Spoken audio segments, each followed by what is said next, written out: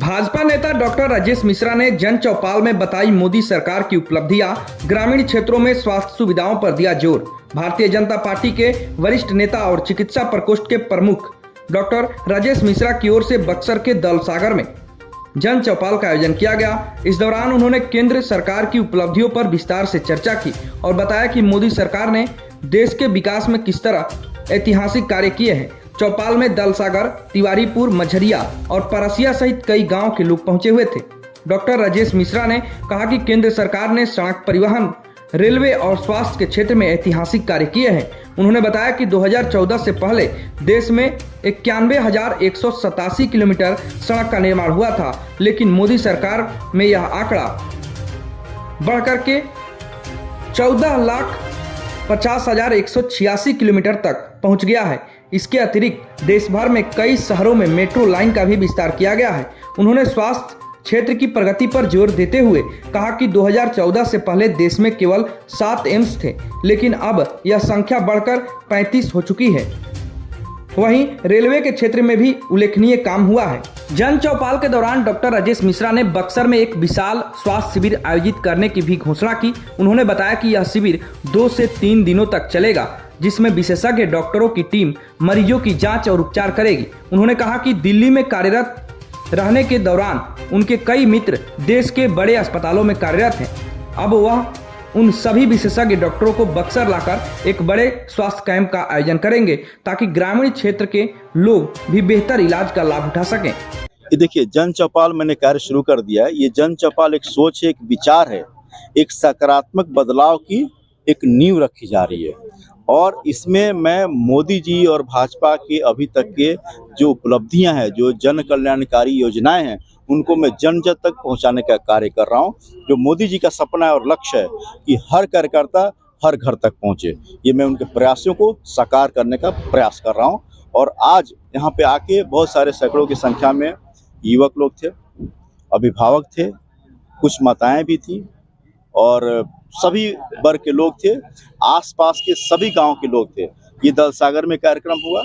यहाँ पर तिवारीपुर के भी लोग थे, परसिया के भी थे, पंडरी के भी थे, मझरिया के भी थे। मुझे बहुत प्रसन्नता हुई कि सभी गांव के लोग यहाँ एकजुट हुए और यहाँ पर मैंने मोदी जी की जितनी उपलब्धियां हैं, जो आंकड़े हैं, चाहे वो रेल परिवहन की बात हो, सड़क परिवहन की हो, उन सबको रखा मैंने। और ये मैंने बताया कि आज स्वास्थ्य के क्षेत्र में क्या क्या कार्य हो रहे मोदी जी के। मैं आपके सामने आंकड़ों को मैं पेश करूं तो 2014 से पहले 91,187 ये किलोमीटर थे रोड की, और अब जो मोदी जी की जो उपलब्धि है उसमें 1,45,186 किलोमीटर सड़क की निर्माण हुआ है। मेट्रो लाइन का निर्माण हुआ है। पहले एम्स 7 थे, अब 26 एम्स हैं। अगले कुछ सालों में ये 35 होने जा रहे हैं। इलेक्ट्रिफिकेशन जो बात करें ट्रेन की, वो 93.83% है, ये मैंने बात रखी। 61,158 किलोमीटर रेलवे का इलेक्ट्रिफिकेशन हुआ है। तो ये सारी चीजें हुई हैं। टीबी उन्मूलन के लिए कार्य हुए, ये सारा मैंने यहाँ पे लोगों के सामने रखा है, उनकी उपलब्धियों को रखा है। और मैंने बताया है कि मोदी जी एक अभिभावक की भूमिका में, एक गार्जियन की भूमिका में उन सब के लिए सोचते हैं, चाहे वो युवा हो, बुजुर्ग हो, माताएं हो, बहनें हो, या किसी भी धर्म या जाति के मानने वाले लोग, सबके लिए कार्य हुआ है। और बक्सर के उत्थान के लिए मैंने ये भी बात रखी है कि आप कभी भी कोई जनप्रतिनिधि चुने तो एक क्राइटेरिया फिक्स कर लें, एक कुछ ऐसा प्रोटोकॉल होना चाहिए कि क्यों किसको चुने, क्या आधार होना चाहिए। तो किसी व्यक्ति का ये आधार होना चाहिए कि उन्होंने कितने समस्याओं का समाधान किया है, कितने जन चर्चा किए, क्या सामाजिक कार्य किए, उनकी क्या उपलब्धियां रही हैं। सिर्फ कार्यक्रम कर देने से कुछ बदलने नहीं वाला। क्योंकि मैंने यहाँ स्वास्थ्य के बारे में भी जानकारियां दी, लोगों से पूछा तो मुझे लगा कि बहुत विषमताएं हैं, उसको बहुत दूर करने की जरूरत है। तो मैंने ये क्रांतिकारी बदलाव की तरफ बढ़ चुका हूँ मैं, और लगातार जन चर्चा डेली कहीं ना कहीं करता ही रहूँगा। डॉक्टर साहब, आप एक प्रख्यात चिकित्सक हैं और अभी आप ग्रामीणों के बीच में आए हुए हैं। अभी भी गांव में स्वास्थ्य के प्रति लोगों में उस तरह का जागरूकता नहीं है। ऐसे में आने वाले समय में आपके द्वारा किस तरह के कार्य किए जाएंगे? देखिए, इस तरह की चर्चा होती रहेगी। और आज मैंने इन सबके बीच में मैंने घोषणा किया है, कुछ महीनों बाद मैं एक बहुत बड़ा कैंप करने वाला हूँ किले के मैदान में। आपके सामने, आप मीडिया बंधु के सामने मैं ये बात रख रहा हूँ। और उस कैंप में दिल्ली के, मैं तो खुद दिल्ली के रहा हूँ, डॉक्टर वहाँ से रिजाइन करके आया हूँ, हमारे साथ के बहुत सारे दिल्ली में डॉक्टर्स हैं, उनको लाऊंगा।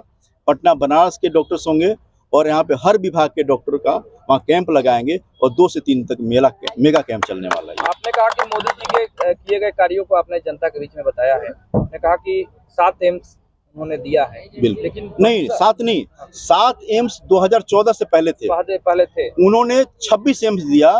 आप देखिए, आजादी के बाद जो मोदी सरकार या यूं कहें भाजपा सरकार 17 साल देश में रही है, उस 17 साल की उपलब्धियों का आप आकलन करेंगे और 61 साल जो अन्य सरकार रही है उनका कंपेयर करें तो कई गुना इसमें बढ़ोतरी हुई है।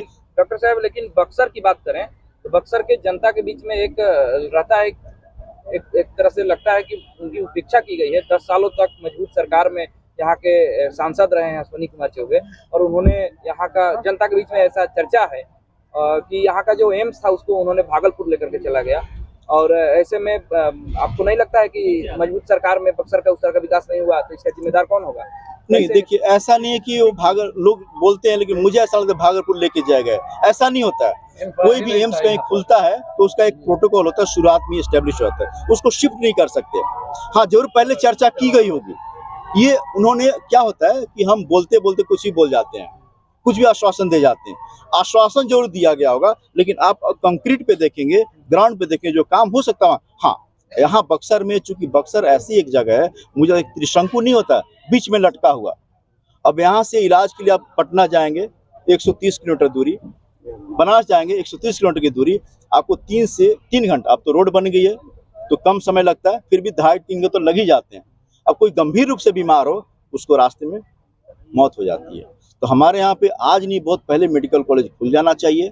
इसकी मैं हमेशा से मांग करता रहा हूँ, और एक और मैं मांग करता हूँ, मैं हमेशा से आवाज़ उठाता हूँ। हमारे बक्सर में जो इतना पुराना जिला है, और चूंकि संस्कृति की धरोहर है, मैं बार बार बोलता हूँ कि सनातन संस्कृति का बक्सर अधिष्ठाता है। इसके बाद भी हमारे यहाँ पे कोई यूनिवर्सिटी नहीं है, कोई उस तरीके से कॉलेज नहीं खुले, सरकारी कॉलेज। तो इसकी मांग करते हैं, और ये तभी हो सकेगा जब हमारे बीच में कुछ ऐसा प्रतिनिधि चुन के जाए जो आपके बीच में रहता हो, आपके बीच में हमेशा मौजूद रहता हो, आपकी समस्याओं को सुनता हो। नहीं तो कुछ नहीं हो सकता।